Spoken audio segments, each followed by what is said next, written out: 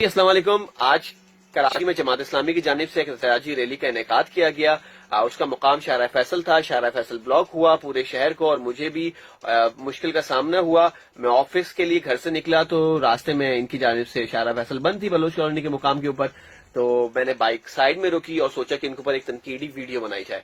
جب میں ویڈیو بنانے کے لیے میں جانے لگا تو میں نے اپنے والٹ سے اپنا جو آئی ڈی کارڈ ہے وہ نکالا, جو آفس کا کارڈ ہے.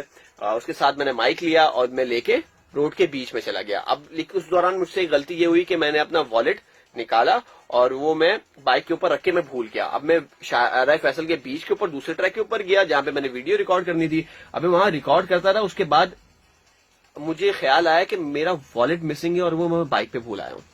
میں جلدی سے بائک کی جانب گیا اور جا کے وہاں پہ دیکھا تو میرا والٹ جو میں سیٹ کے اوپر رکھ کے گیا تھا وہ کسی جماعت اسلامی کے کارکن نے, کیونکہ میں نے دیکھا تھا ان کو بائک صحیح کرتے ہوئے, تو مجھے لگا کہ میرا وہ جا چکا اور وہ والٹ انہوں نے لے لیا ہوگا.